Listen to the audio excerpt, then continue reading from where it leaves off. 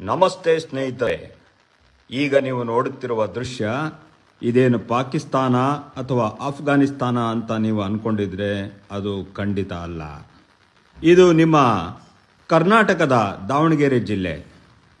ಹಾಗೂ ಈ ಬಾವುಟದ ಮೇಲೆ ಅರಬ್ಬಿ ಭಾಷೆಯಲ್ಲಿ ಬರೆದಿದ್ದಾರೆ.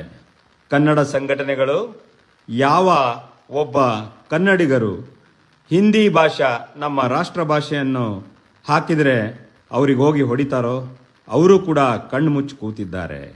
ಯಾಕೆ ಸ್ನೇಹಿತರೆ, ಯಾಕೆ ಕನ್ನಡ ಪರ ಸಂಘಟನೆಗಳಿಗೆ ಕಣ್ಣು ಮುಚ್ಚಿ ಕೂತಿದ್ದೀರಿ?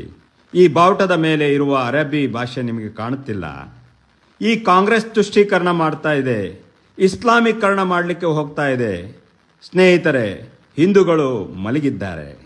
ನೀವು ಆರಿಸಿರುವ ಸರ್ಕಾರ ಯಾವ ರೀತಿಯಾಗಿ ಅಲ್ಪಸಂಖ್ಯಾತರ ಮುಸಲ್ಮಾನರಿಗೆ ಓಲೈಕೆಯನ್ನು ತೋರಿಸ್ತಿದೆ, ಈ ದೃಶ್ಯಾವಳಿಯನ್ನು ನೋಡಿ.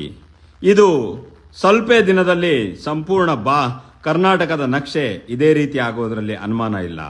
ಈಗಾದರೂ ಕೂಡ ಹಿಂದೂಗಳು ಒಂದಾಗಿ ಸಂಘಟನೆಯಿಂದ ಎಲ್ಲರೂ ಸೇರಿ ನಾವೆಲ್ಲ ಒಂದು, ನಾವೆಲ್ಲ ಹಿಂದೂ ಅನ್ನುವ ಭಾವನೆಯನ್ನು ಪ್ರಾರಂಭ ಮಾಡಿ.